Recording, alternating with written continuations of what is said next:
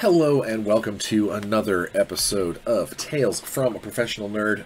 My name is Bryan Steele and I will be your nerd today and every other day that you watch one of my silly little shows.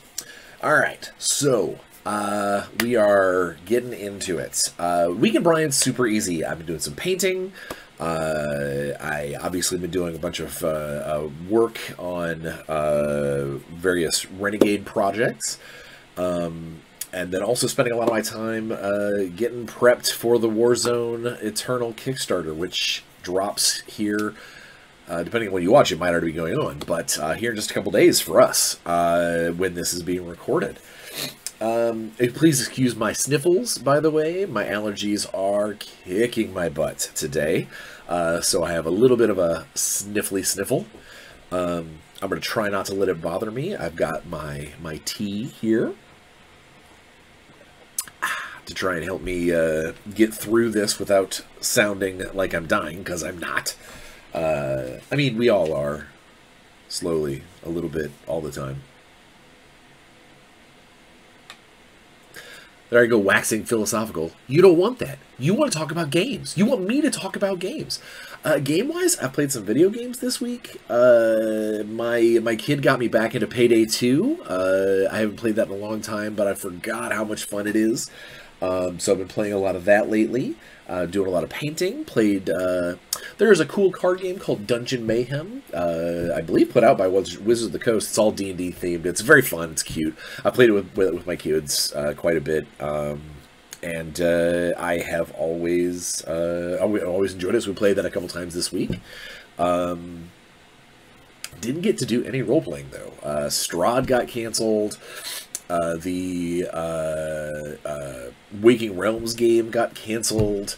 Yeah, so it's been a lot of just really focusing on work, which is honestly fine because it's that time of the season for me. We got this Kickstarter getting ready to drop, and at the end of the month, I have a role-playing game cruise to go on. Which you guys will get the report about that afterwards. But let's talk about the important stuff. I have officially rounded the 60-pound mark. Finally. I know I sat there and just was bouncing between 55 and 57 and 55 and 57 back and forth. I think honestly my short bout with COVID may have actually helped, which just sounds weird, weight loss by COVID. But I think that it may have actually helped me kind of push past that bubble. And so now, instead of being bouncing between 57 and 55, I am bouncing between 59 and 61. So I'm right there in that spot on the day-to-day. So excellent. Feeling better always. It's a good, it is, the journey continues. Let's see what else. I think that's really it. Hanging out with my family, hanging out with the pets. Not a lot going on the week of Bryan. Yeah, so let's go ahead and get into it. It makes for a really fast week in Bryan, but let's do it. Let's do it. Let's get into the topic. And I know a lot of you are actually clicking on this specifically for this topic. I mentioned we have the Warzone Eternal Kickstarter happening here, starting off in just a couple of days. And I wanted to, I wanted to give my opinions, specifically like some notes about Warzone Eternal and the Kickstarter itself. I know we did the AMA just recently. Go back and take a look at that if you haven't. Where Alex and I answered a bunch of questions that were asked on the Facebook group. But as we get closer to this campaign, some more questions have popped up, and also some comments and some things that have kind of come about based off of the Facebook group that highlighted some stuff that I wanted to talk about.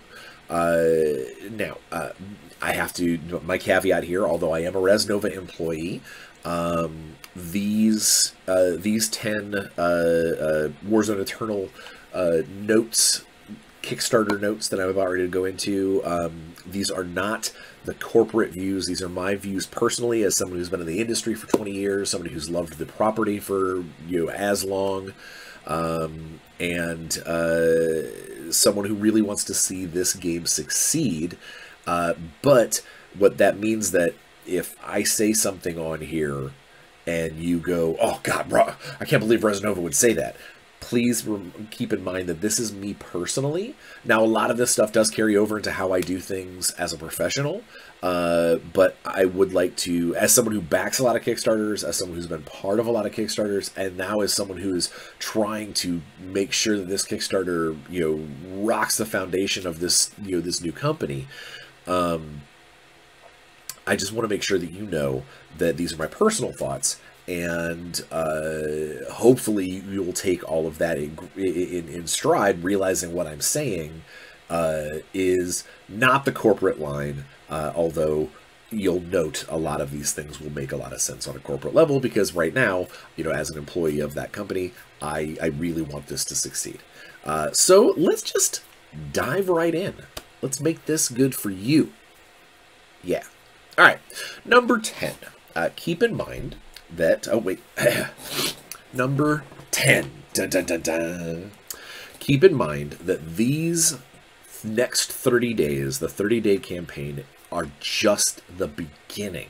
So don't look at this campaign and see what's offered and go, God, this is tiny, it's nothing. Why would I invest in this? This is literally just, this is what Kickstarters were designed to do. This is to help crowdfund the beginning of what we want to be a long-standing and profitable game. So please keep in mind that this is not everything. It's not a one-stop shop where you click your button and go, okay, I've got everything for this game, like buying a board game or something. This is an ongoing property. This is something that we want to have go for years and years if possible. So when you're looking at this, you can't just go, well, there's not a lot here. Why would I back this? We back it because we want more. We want to be able to create more, and to do that requires this company to succeed at the level that we need to succeed at. And the better we do, the more stuff, the faster the stuff can come out, and the more money we have to devote to things like packaging and retailers and shipping abilities overseas. These are all things that cost money, sadly, and that's what this Kickstarter is all about. Is the reason why it is so small and so focused to begin with is to really create a baseline for this game to then become a profitable and become a long-standing situation. Sorry about the snork. I know that sounds horrible, and if I don't get at least one comment about, man, he couldn't stop sniffing, I apologize. Number 9. We are almost done designing the main rule set. It's almost through all of the testing. It's almost completely like past where we want it to be. But keep in mind that it is still a work in progress. Until it's actually in your hands, there can be some changes made to some of these rules that we might be talking about in videos, we might be talking about in the comment sections, in the Facebook group, in the Discord channel. That there is some stuff still subject to change, but know this, we know where it's headed. Everything from here on out, there won't be any major changes. It might be a tweak. It might be, we've discovered that this gun was too good on this unit. So you saw it in this video, and it did X, and then when you get the actual stat card when the product is created, it does slightly less than X. Maybe it's because or maybe slightly more than X. We decided that through playtesting and through the test games and things, we've decided that rule is too good, or that weapon is too good, or not good enough, or something along those lines. Just keep in mind there is still some adjustability to the rules and the stats and things that you might see us talk about. But the main body of the rules, how the game is going to work, how the game is going to function, is set. We just now kind of need to polish it and make it as well refined and ready to rock and roll for you guys that is necessary. Number 8. Take a sip of my tea. Number 8. We know that this is going to be a very player-based backing system because there is not going to be a retailer pledge. We specifically mentioned that in the AMA, and that's mostly because we don't want to create shipments and stuff that get to people's stores and aren't ready to just put on the shelves, that they're like, you know, in brown paper packages and things like that. But that does not mean that we don't want to help retailers. We really, really, really do. So if you have a retailer, or if you are a retailer, or if you want your retailer to carry this sort of thing, please give them the link, give them our addresses, give them ways to communicate to us. We will work stuff out with retailers to make it worth their while to back us, to get to create that relationship, to become part of the email program. We want this stuff. Resnova wants this stuff to be available to as many people as possible, because that's the whole point of running a business and creating a successful, merchandise line. But Alex is very responsible, and he's very intelligent in the way that he's not going to promise, yes, we're going to go to this distribution center for 10,000 copies if we can't make that money or that packaging or anything like that. Like, that's just not, it's not feasible. But it doesn't mean that we can't work with the retailers to get the stuff into their stores. And again, depending on how the Kickstarter does, maybe that will be one of the first, big hurdles on the back end of things, is to work out how to try and get this distributed to stores. There's no way, who knows where that'll go. But initially, if you've got a store, if you are a retailer or close to the retailers, please give them our information. Have them reach out to us. We will find a way to make them part of this process. We just didn't want to create a retailer pledge and then have it backfire and end up being a drawback instead of a benefit. Number 7.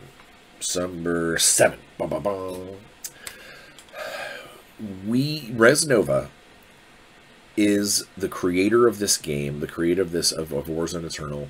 We are the producers, we're the publication system, and we are the designers and the developers. But there is still a license holder. Cabinet still holds the license to Mutant Chronicles / Warzone or whatnot. I don't know the exact terminology of it, but they still hold the license, which means we have legal stuff. We've got legal ramifications that we have to take into consideration when dealing with new products, dealing with new avenues of sale. There's things that we have to do to make sure our agreement stays up to date, stays happy, stays positive with the licensor.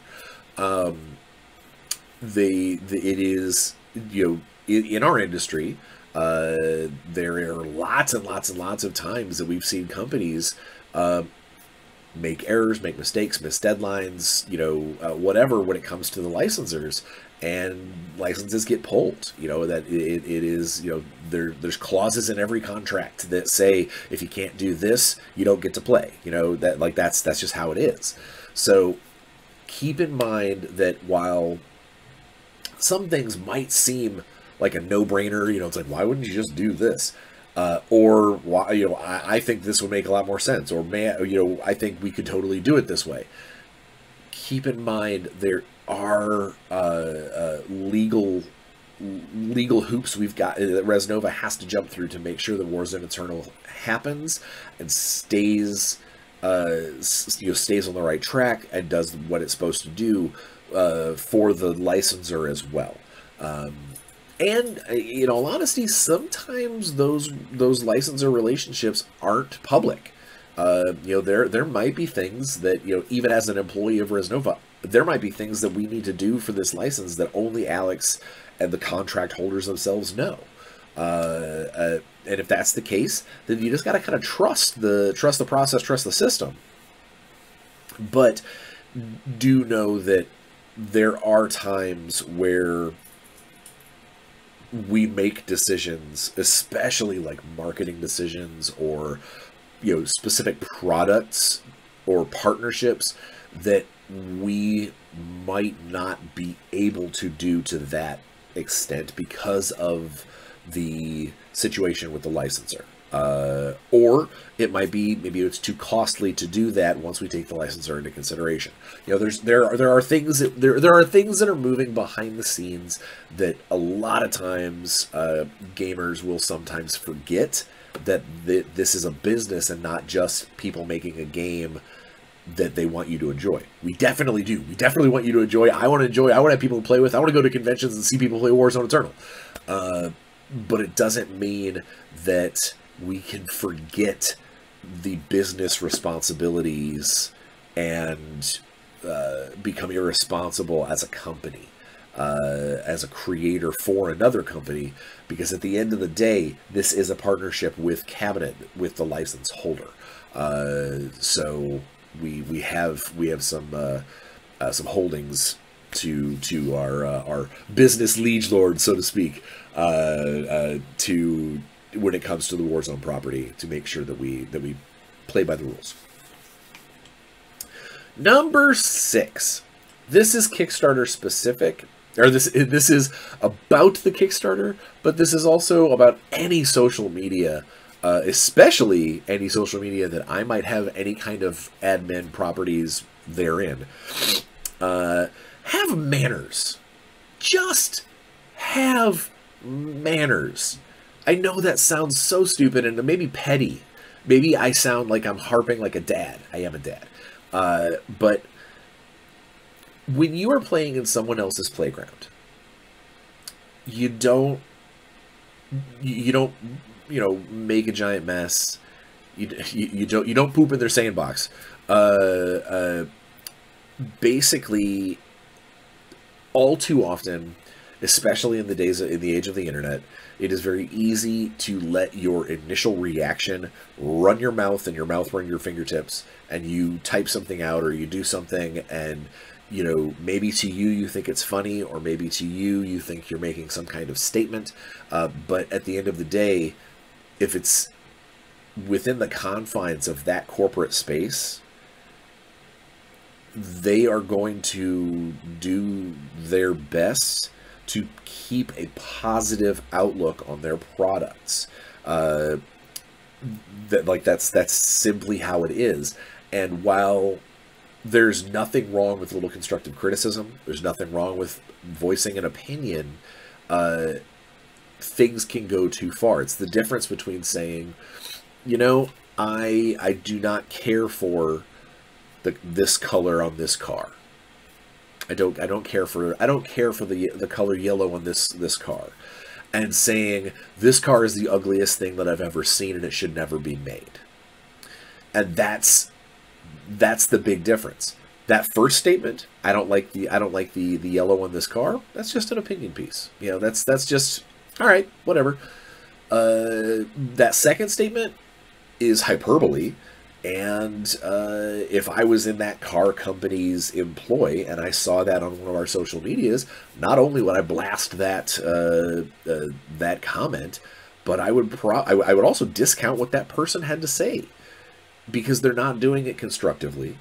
They're just starting an argument, and they're, to use the current terminology of the day, they're just trolling. And I'll let you in on a little secret. I don't deal with trolls well. I don't. I keep an even temper. I've learned my lesson there from past corporate experiences, but I will not tolerate someone who's just there to negatively bash, to mock other people's art or artistic qualities. And if they're not there to support the product, if they're literally, you know, if they've openly stated that, you know, this isn't for me, then why are you commenting?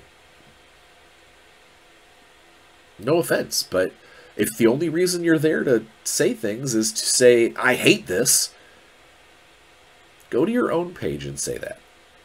Go to a public group that is just talking about miniatures in general, or whatnot, and then state your, and then rock and roll. You know, that's fine. But when you're in someone else's home, their digital footprint, just making trouble, just causing trouble, and making and picking fights and making trollish comments, what is the point of that? Aside from just wanting to, you know, basically go, haha, I'm stirred up trouble. You'll note, especially if you spend any kind of time on the Facebook group, that a lot of times, you know, negative responses might start a good conversation, or maybe talk about the license as a whole. But only the ones that actually have some kind of discussion about it. Discussion doesn't go anywhere when someone says, I hate it, it's terrible. Why? What don't you like about it? You know, if you're trying to give criticism because you want to see change and you want to see something better and you're there for the betterment of the product, start a conversation. Give some reasons why. And now, also, the other side of that coin is, when responded to, if the response isn't to your liking, it doesn't mean, okay, put your dukes up and start a fight. It just means that maybe you have differences of opinion, and this is how it has to be. Or maybe, you know, if there's no response, that they're taking your comment into consideration.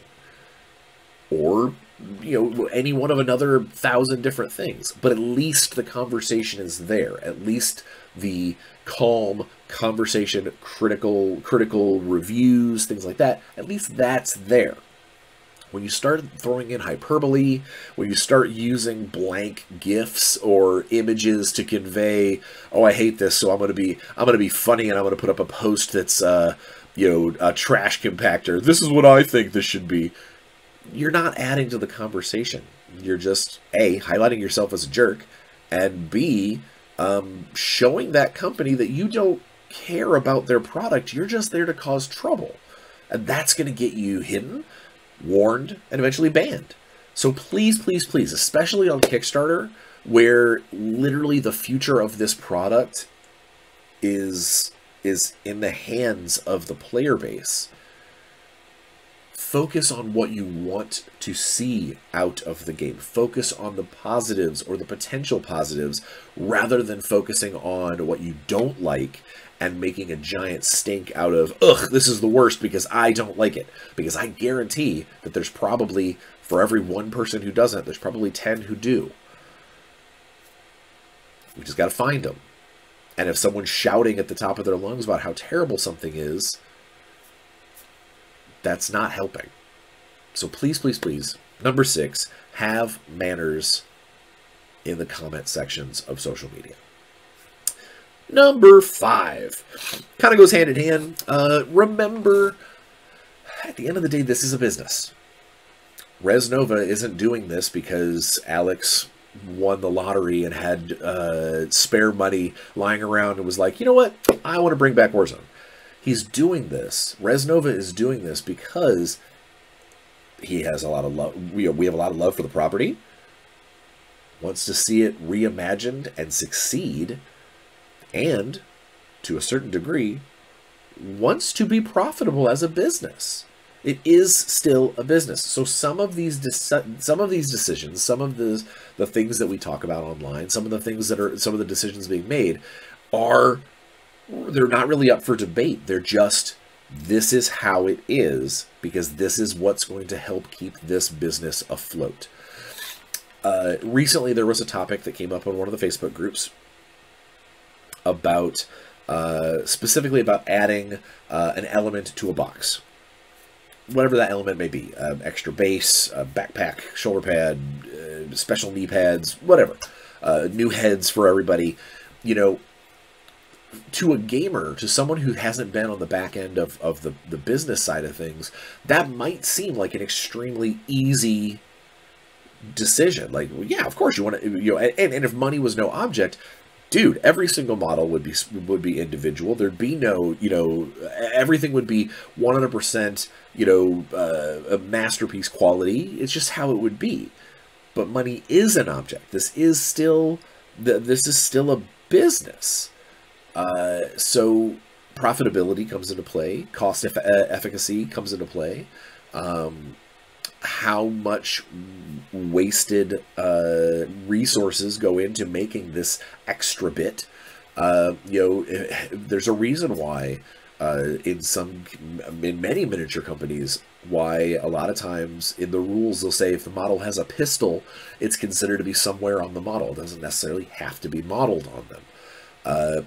That's because they don't want to have to create extra sculpting of a pistol or a holster on every single thing, or something you have to add on, or a bit you have to add on, or something like that.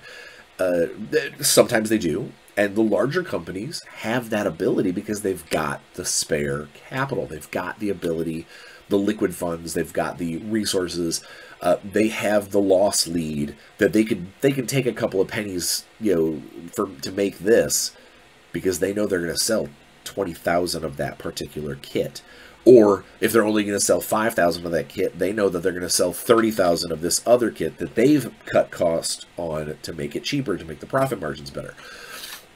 That's just something that all the companies have to do. And sometimes those decisions, while we love to hear from the players, we love to understand where you're coming from, we love to know what you would like for the future, there are times where we have to make the tough call, and the tough call is always, and I will say this across the board,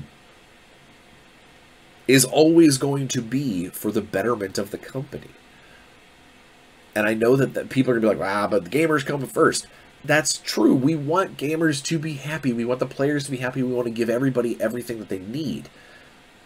But if the company fails in delivering, or fails or promises something and then can't deliver, or fails their end of their licensing bargain, or fails financially, the game ends. The product dies, and you get nothing. So sometimes these decisions are made specifically to further the company, to further the profit margins. And I know it's, capitalism's a nasty word in some cases, but when you're talking about someone spending their funds to create the game that you can play, to add more funds to create the game that they can play, to so forth and so on, sometimes those hard decisions have to be made. And if everything goes great, then less of those decisions become less difficult, and there is more wiggle room. And it could be, we really wanted to add this extra weapon attachment to this unit, but instead we ended up having to sculpt it on the model because of the number of sprues that are created per spin, per casting. And then the next box set, that first one generated enough money that for the next one we have the extra funds to go ahead and make that separate sprue. Go ahead and make that weapon sprue separate. Go ahead and give him the special knee pads or the extra helmet or whatever, because things have gone well in order to do so. All right. Number 4. So when looking at the Kickstarter, you are going to see factions. You're going to see that like any miniatures game, there are factions involved. There are definitely the factions that are in the game. We already talked about the factions. I'm not going to get into the specifics, but the game itself, Warzone Eternal, is built on the premise of light versus darkness.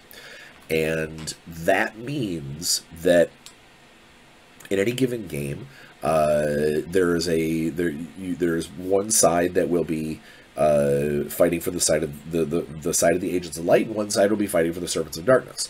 Now, narratively speaking, I can already see you guys through my lens and into the future. I can already see you guys, but I'm playing Capital. I don't want to be the bad guys. I'm not playing Dark Legion. It's true. But one of the things throughout the story of the Mutant Chronicles, there's a very, very heavy-handed allegory of manipulation. Whether it is being manipulated unknown and, you know, through the whispers of cultists and misinformation and misdirection, or through the application of faith from the cardinal. You know, not everybody is a pious religious person, but should there be, you know, should an inquisitor show up at your corporate office and say, you know, we need you guys to use your assets to go check out this particular thing, you now are, even though you are Bauhaus, even though you are Capital, then that force is technically working on behalf of the Agents of Light. So in the lore of Bauhaus, Baron Staller was a Bauhaus leader who completely gave himself over to the Dark Legion. But up until that point, up until he was full on Dark Legion, a lot of the things that he did on paper looked just like regular everyday Bauhaus missions. You know, they look like regular, you know, moving this asset to this place, blowing this thing up. You know, everything looked on the up and up. Everything looked like a normal situation, but in secret, behind closed doors, and the voices whispering in his ear, he was working for the Servants of Darkness. Later, he actually was doing it on purpose. But this game is built around the concept of light versus dark.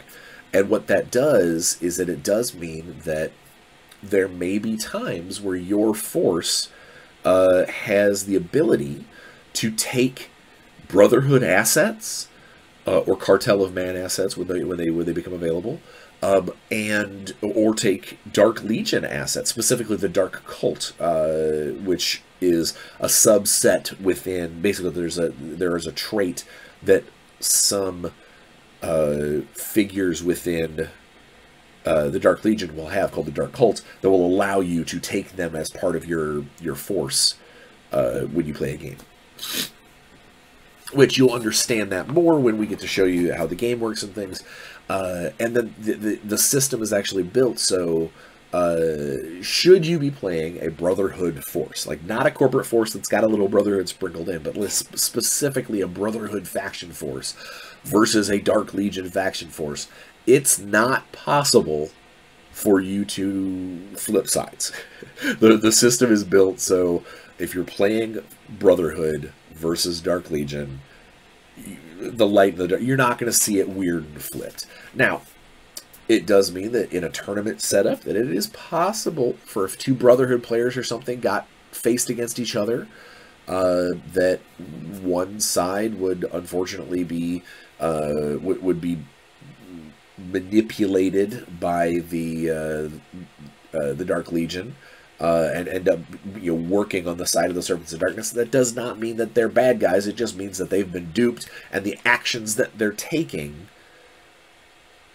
benefit the evil side of things as far as the narrative goes. Same thing for if you have two Dark Legion players duking it out. One side will be representing the goals of the Agents of Light, and it doesn't mean that they are doing that on purpose, that they're like, we want to be on the side of the Cardinal. That's not what we're saying. What we're saying is your goals and actions will further that side of the moral compass of the Mutant Chronicles, of Warzone Eternal, and that's just part of the game. It's how things stay narrative. It's how things are put out for victory conditions.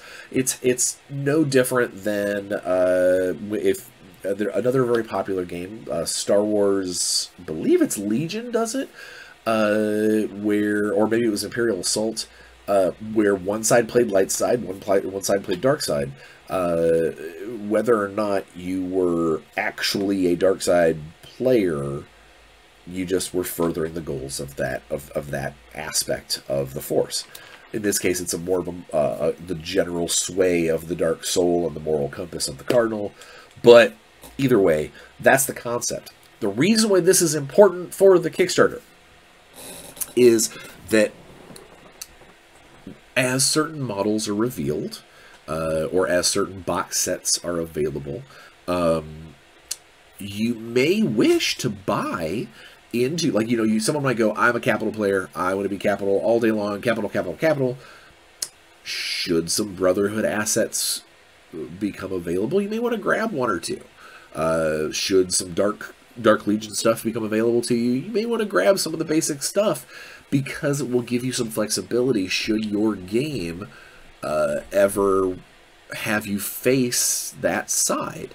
It also gives you a little flexibility for the purposes of if you wanted to build your army to be that kind of, I don't want to say mixed force, but like, basically you will have these reinforcements that you can choose to bring in to help with the moral complexity of the mission. If that makes any sense. So when you look at some of the stuff that's available in the Kickstarter, and then of course as the game progresses, you may want to at least think about dipping your toes into any Brotherhood type stuff or Dark Legion type stuff. Specifically, you know what, I'm going to go ahead and add in a little extra thing. I'm going to add in a 4.5.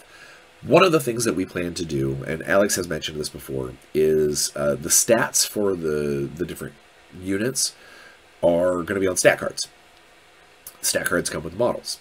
One of the things that we are going to do as products get ready to release is we are going to release the statistics for these different units for free online when models start becoming available and things. Rather than just giving everybody every stat available, you will basically get a staggered approach in order for you to grab some proxies, test them out, decide what you want to do, take a look at something and see if it fits your play style before you order it, that kind of thing.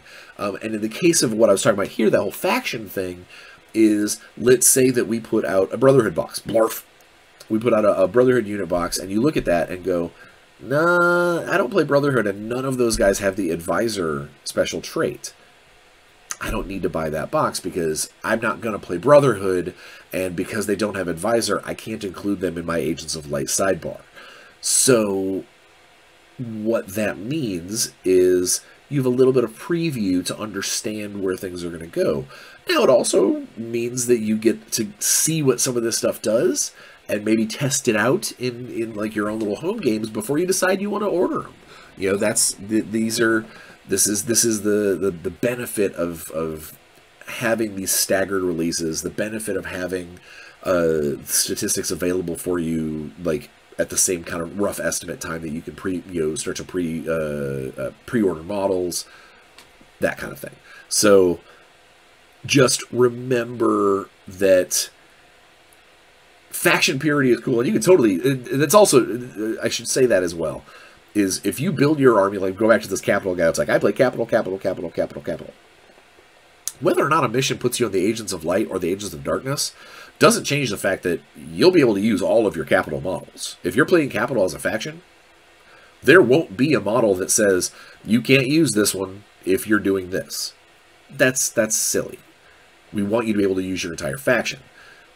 It means, depending on which side of the moral compass you're on, there might be additional models that you could add or swap out from Brotherhood or Dark Legion, Brotherhood/Cartel or Dark Legion. But your force itself, and some people, they may very well, some people are like, this is my army, it does everything I want it to do, I don't need to change it, I don't need to alter it no matter what my mission says, and that's fine too. That's totally your prerogative. I just wanted to make sure that everybody remembered that when we start talking about the Agents of Light or the Servants of Darkness, we're not specifically being like, okay, your force has to be dedicated to the good guys, unless you're the Brotherhood, and we're not saying you have to be dedicated to the bad guys, unless you're Dark Legion. That's just how the game is going to be played, and you might want to, when you're looking at your purchases and stuff, maybe think about that going forward, knowing that you can possibly have some flexibility depending on what you're doing. All right. These last 3 rules are, I don't know. I don't know how to put it, but we'll just go through it. Number 3. We need you guys to spread the word. So we've spent some money on advertising. We've made sure Resnova has made sure that, you know, certain websites have the access to the Kickstarter, where we are putting videos out. I'm doing videos like this. You know, we want people to, if they're in the wargaming miniature community, we want people to know this exists, which means we need your help. And because this is such a heavily player-driven campaign, that we will definitely need you guys to spread the word to your gaming groups. If you're part of a Facebook group, or if you're part of a local Discord, if you're if your local game shop has a bunch of miniature guys and they have a Facebook page, you know, spread the link, spread the word, get people, bring people over to the Facebook group. You know, that's where the discussion happens. You know, we will need your help to make this as successful as possible. We're doing a bunch on our end to make sure that people get eyes on it, but a lot of times, you know, I know I'm guilty of it, scrolling through Facebook and you see an ad and you just keep on scrolling, you don't even click on it. But if one of my friends sends me a link and says, hey, check this out, I'm not going to ignore them. That's what we're asking. Is word of mouth is so powerful in our industry, and we will need you guys. We'll need all of your help. Promise. Number 2, and this is probably even more important than number 1, but number 1 struck me on a particular chord because of some stuff that happened on the Facebook page yesterday. But so number 2 is don't wait. There is, if you've watched my videos on crowdfunding before, you know where I'm about to go with this. Kickstarter is built on an algorithm based on the success of the success and the attention that the product is getting, the campaign is getting. More backers means more algorithm means more attention means more backers, and it just keeps going. Obviously, dollar value is important because it gets us closer to the goal, and once that goal is hit, then we can start looking at unlocking cool stuff, doing add-ons for the future, making the game better. But one of the things that I hear a lot of times from people is you'll send them a link to a Kickstarter, and they'll go, it's not funding, I'm not really interested. That's so backwards. If it's not funding, get interested. Share it. Send it out. Back it, even if it's for a couple of bucks. Because A, you're not going to lose that money if it doesn't fund. If it doesn't fund, you don't pay.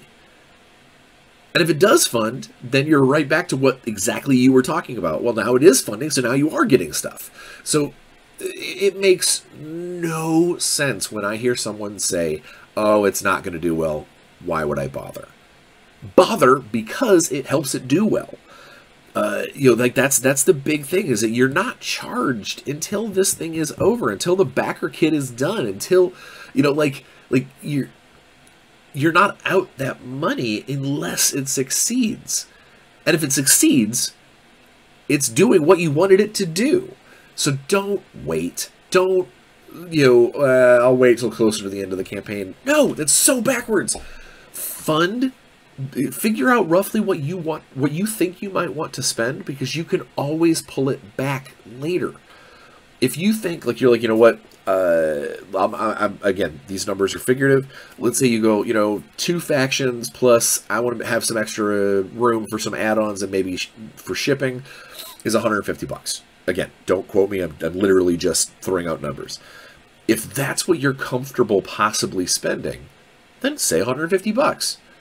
Don't be like, well, I'll put 50 in now, and then, you know, in the backer kit, I'll add the other 100 later. If you're comfortable backing to a certain degree, or if you want to back to a certain degree, then just do it. Because it helps the campaign, it helps the algorithm, it helps the attention, it helps the numbers, it helps everything. And if you were already had it in your brain that that's what you wanted to spend, then it's a done deal. You've made it. It's easy peasy. And then, of course, there's always the people who are just literally there they're not sure. They just want to throw in a couple of bucks to see to stay on the forums, to look at the comments, to be involved in the conversation.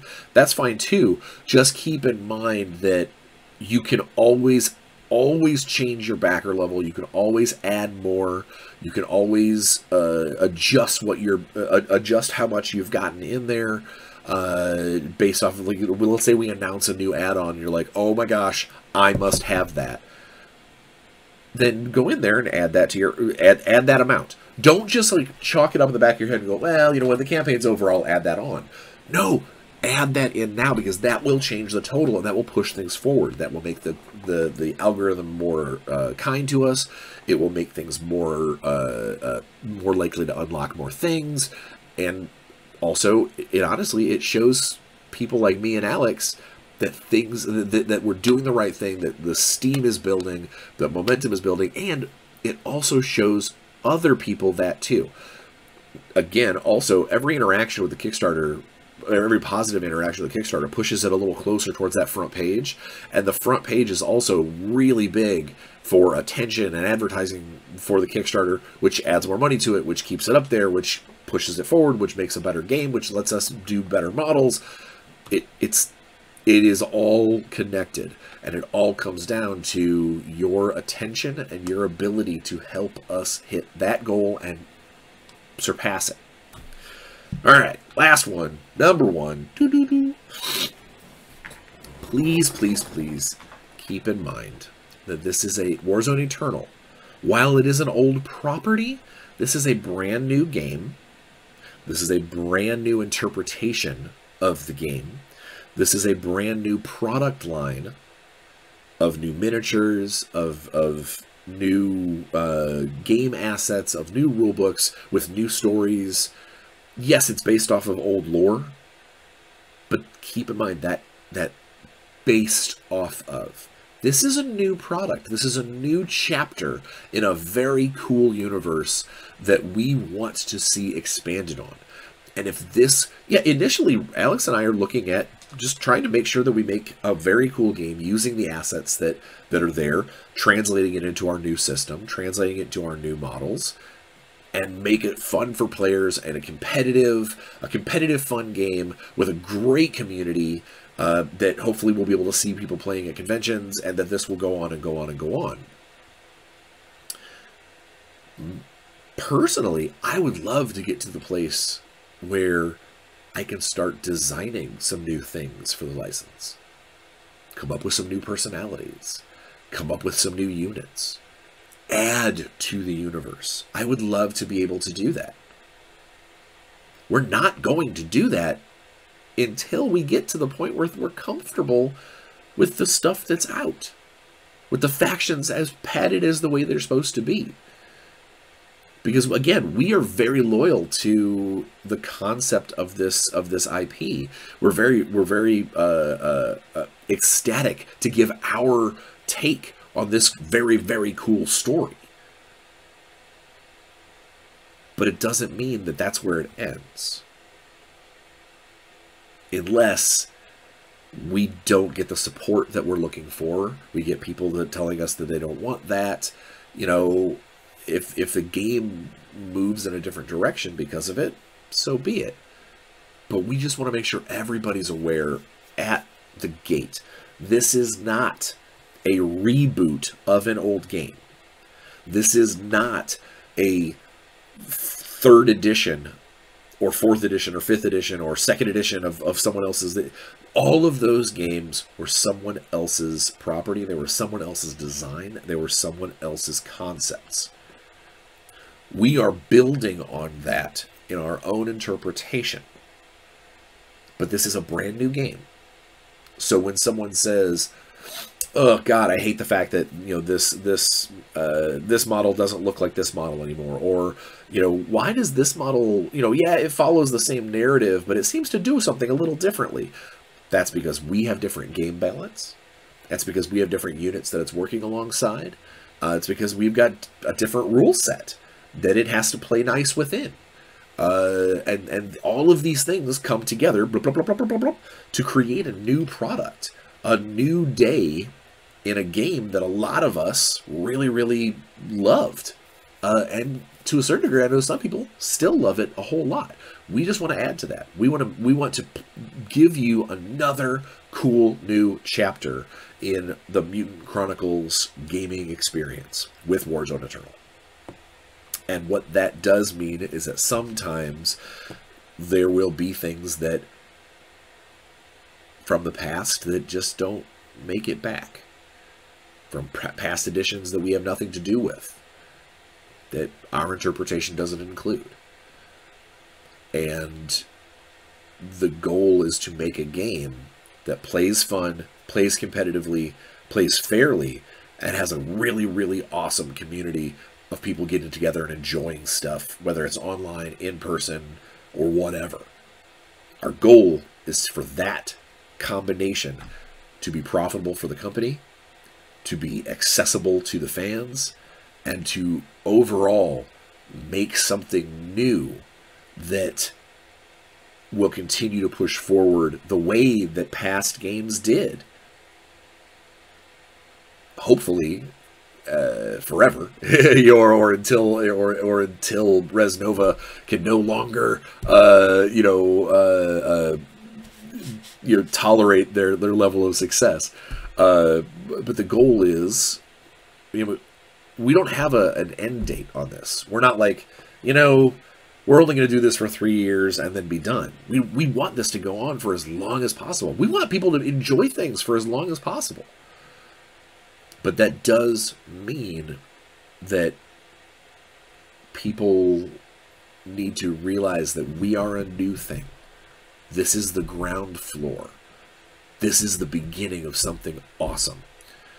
And we need your help to get off that ground floor, to push up, rather than looking behind us and looking at stuff that no longer exists, stuff that no longer pertains to the game that we're creating, and instead help us push this forward into a new and awesome game that uses that same world that we all fell in love with at various times in the past. So that is my 10 notes about the upcoming Kickstarter for Warzone Eternal.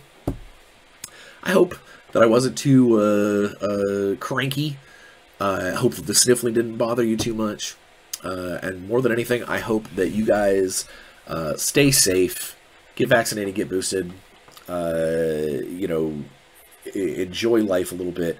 We'll see you here in just a couple of days, hopefully on the Kickstarter. If you want to get into the reminder, the link is in the description of this video, and then we'll send out the reminder when Alex presses that big green button on Tuesday. I'm really looking forward to how things are going to go. I have a very, very good feeling about this. And I hope that you guys will collectively help us bring that to life. Until then, while you're waiting, stay safe, have fun, play some games. See you in a week.